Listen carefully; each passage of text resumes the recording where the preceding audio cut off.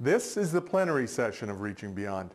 In it, we'll be looking at our marketplace, our challenges, the solutions we're developing, and the sales support that's available across HP, all at a high level, with the help of a whole range of people, as you'll soon see.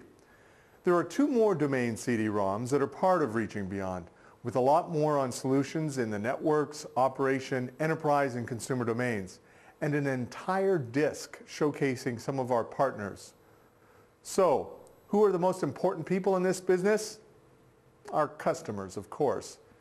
As a start, we've been finding out what they and some independent consultants think are the real challenges for us in the telecom space. Not only did we face the stock market crisis and crash, some of our clients now are trading well below 50% of their last 12 months high. In fact, some are trading below 5% of their 12 months high.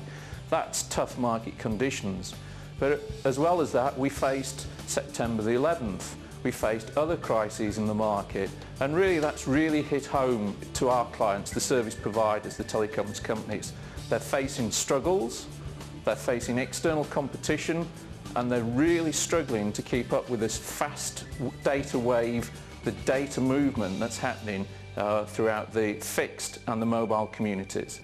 The objectives going forward are built really around 3 different streams of work. I mean, the first one is to focus on retaining the very significant base of customers we've got, because we don't need to focus on growing it so much, we need to focus on retaining customers. Secondly, on bringing them new products and applications, so we grow basically the revenue, the ARPU that we earn from each one of those customers. And then thirdly, which is very much an internal one, we're now focusing, and have done this year, on reworking many of our business systems and processes, taking cost out, making our systems much more efficient to serve that customer base. None of us really understand how things are going to take off. There is the example of WAP, where everyone thought it was going to be the next big service, and it wasn't. So we don't really know what the services are going to be like.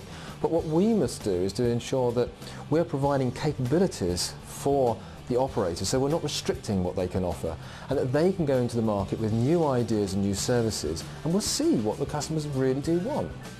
The challenge is how much of this is possible when, and there's a long way to go from taking an advanced product concept from being that to being something which is deployable and usable by your average everyday consumer in the street. That's the big challenge. It is extremely important that we understand together the importance of the data infrastructure and payments infrastructure that operators will be putting in place in their networks over the next 12 months. They've had a huge investment in these networks over the past 2 years, which was done quite piecemeal by different vendors who grew up from being very small suppliers into being large suppliers. But now going forward, they will want a very high level of professionalism. They will want full turnkey solutions in these areas, and it's important that we partner with Hewlett-Packard in order to be able to provide these turnkey solutions. Companies always have a need to reduce costs, and I think now that plays clearly in the sweet spot of outsourcing more telecommunications needs, outsourcing hosting solutions needs, and companies, let's take hosting by way of as a great example, companies don't want to have all these centers and assets on their books. By outsourcing those solutions to other providers, they don't carry the assets on their balance sheet, yet they get a premier provider of a full hosting service solution who can provide that capability for them. On the one hand, HP seems to be trying to say, or is saying, yes, we want to work with partners. We do need the partners. We recognise that we need partners because we can't do all this ourselves. Yet, on the other hand, they're taking this sort of holistic, integrated supply chain approach, and I don't think that's going to work. I think as long as HP is still trying to control the whole supply chain, they're going to come a cropper, because other people are going to say, no, we can go in quicker and more specialised in a particular part of the supply chain, and they are going to win. The sales force face a number of challenges in how it puts that solution together for clients, and how HP Consulting plays a part, how its own products play a part. It can't be wall-to-wall HP solutions. Clients actually respect independent advice, and occasionally a salesman may have to recommend a competing product. That's going to be immensely challenging for salespeople who are incentivised to sell HP branded products and services.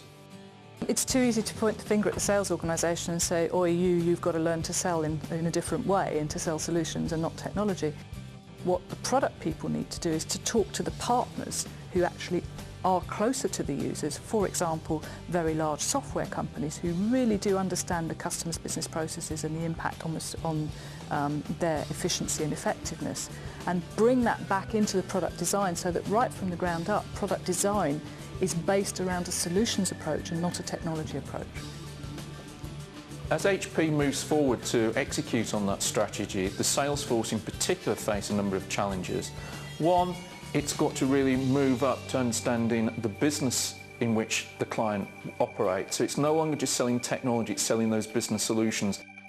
They have to be able to have dialogues, no longer with just a chief technology officer, but marketing directors, finance directors, chief operating officers, senior execs.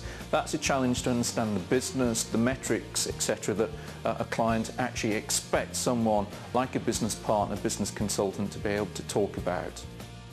If HP is serious about being in the mobile e-services space, which it clearly is, it needs to move very quickly and improve its time to market in actually getting some of those products into users' hands and turning the vision of the e-services ecosystem, the mobile e-services ecosystem, into a reality, into a solutions reality. So, these guys think we have to get smarter, improve time to market for new applications, really understand our customers' business, and build partnerships where we acknowledge we can't do it all ourselves. That's an interesting one. We have to ask ourselves whether that could mean the best solution for the customer involves competitor hardware and software. Not our traditional way of doing things, but we're now selling solutions, not just boxes. And Sue Uglow makes an important point. Should our product development be closer to the marketplace, to where the sales force is operating? These are fundamental issues which will become more and more pressing as time goes on.